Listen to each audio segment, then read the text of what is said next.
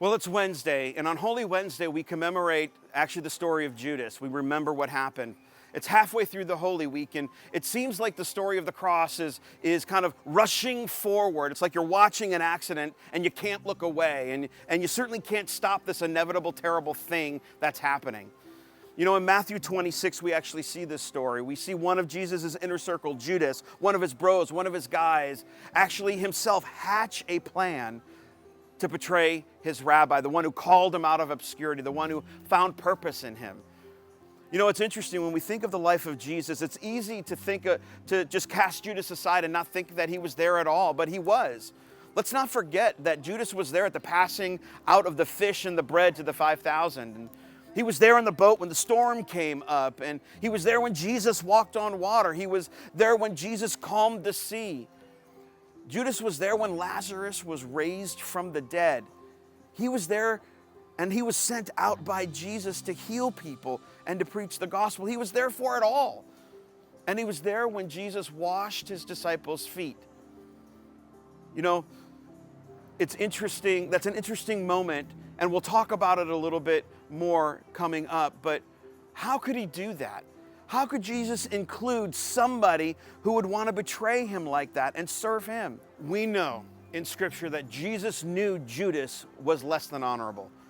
We know that Jesus knew Judas had been stealing from the ministry. So why did Jesus do all of that?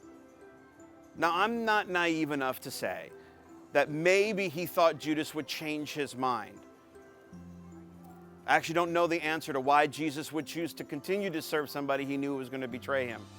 But what I do know is that Jesus made space in his heart for everyone, including Judas. Judas wasn't the only one of the 12 who had a moment that you wouldn't want on your highlight reel. I think we've all been there. There's so many things for each of us that disqualify us from the love of God, yet here he is extending grace to people who don't deserve it, who have in our own way betrayed him. Perhaps it would be best to look at Judas and Peter and see our potential in them.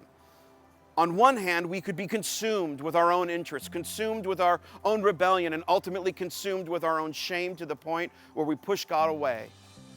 Or we can see Peter, who betrayed Christ on the same night and yet humbly returned and allowed the grace of Jesus to restore him.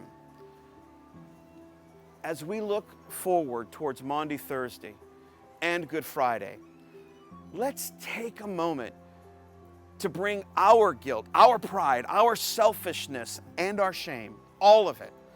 Let's bring it to Jesus. Let's fall in his grace and allow him to restore us. Remember, there's room at the cross for all of us, especially those that don't deserve it. God bless you.